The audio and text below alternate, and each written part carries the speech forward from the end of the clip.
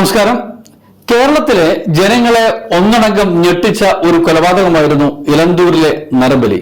രണ്ടുപേരെ കൊലപ്പെടുത്തിയ ആ സംഭവം ഒരിക്കലും മനുഷ്യ മനസാക്ഷി മറക്കത്തില്ല, കേരളത്തിലെ ജനങ്ങൾ മറക്കില്ല. അത്രയ്ക്ക് ഭീകരമായ ഒരു കൊലപാതകമായിരുന്നു ഇലന്തൂർ നടന്നത്.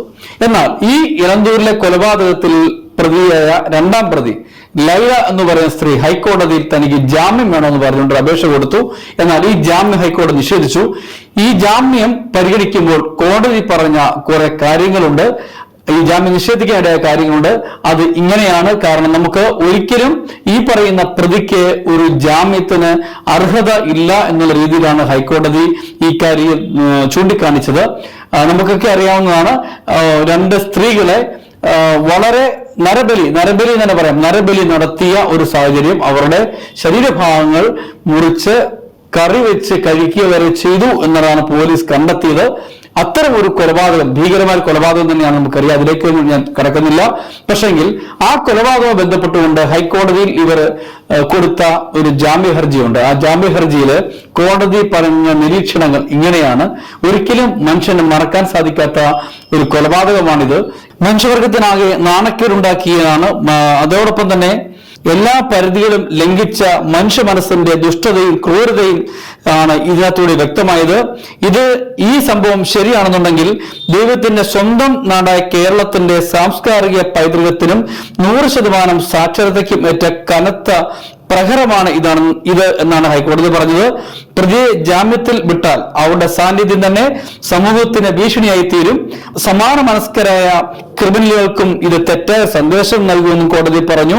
അതേപോലെ തന്നെ 59 വയസ്സുള്ള സ്ത്രീ എന്ന ഒരു പരിഗണന തനിക്ക് നൽകണം എന്നുള്ളതായിരുന്നു ജാമ്യ ഹർജിയിൽ ഈ ലൈല ആവശ്യപ്പെട്ടത്. അങ്ങനെ അവർക്ക് പരിഗണിക്കാൻ കഴിയില്ല എന്നാണ് കോടതി വിലയിരുത്തിയത്. പ്രതികൾ നടത്തിയത് രക്തം ഉറഞ്ഞു പോകുന്ന തരത്തിലുള്ള കൊലപാതകമാണെന്നും ആരോപണങ്ങൾ തെളിഞ്ഞാൽ ആണായാലും പെണ്ണായാലും മനുഷ്യരെന്ന് വിളിക്കപ്പെടാൻ യോഗ്യരല്ല എന്നുമാണ് ജസ്റ്റിസ് സോഫി തോമസ് തന്റെ വിധിന്യായത്തിൽ പറഞ്ഞത്. റോസ്ലിൻ മരിക്കുന്നതിന് മുൻപ് നഗ്നചിത്രം ഫോണിൽ പകർത്തിയതും തുടർന്ന് ഇരയുടെ ശരീരഭാഗങ്ങൾ പാകം ചെയ്തും ലൈലയാണെന്നതിന്റെ തെളിവുകളും പ്രോസിക്യൂഷൻ ഹാജരാക്കിയിരുന്നു.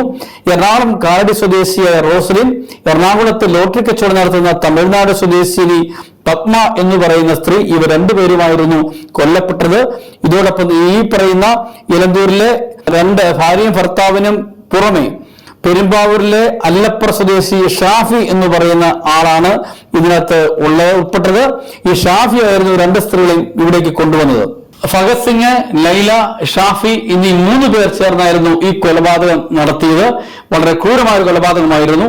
അതിന്റെ നടപടിക്രമങ്ങൾ കോടതി നടന്നു വരികയാണ്. അതിനിടയിലാണ് ലൈല എന്ന് പറയുന്ന രണ്ടാം പ്രതി തനിക്ക് പ്രായമായി എന്ന് പറഞ്ഞുകൊണ്ട് കോടതിയെ ജാമ്യത്തിന് വേണ്ടി സമീപിച്ചത്.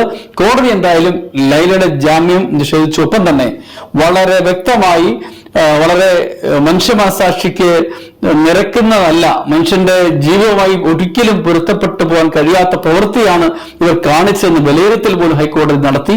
അങ്ങനെ അവരുടെ ജാമ്യ ഹർജി നിരസിക്കുകയാണ് ചെയ്തത്. മറ്റു വാർത്തയുമായി വീണ്ടും കാണാം. ഹൃദയത്തിന്റെ കാര്യത്തിൽ നമുക്കൊരു ഉറപ്പ് വേണം, അല്ലേ?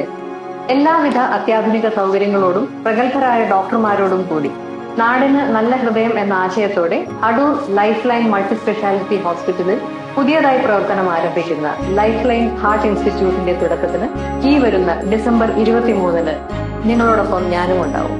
ലൈഫ് ലൈൻ ഹാർട്ട് ഇൻസ്റ്റിറ്റ്യൂട്ട്, നാടിന് നല്ല ഹൃദയം.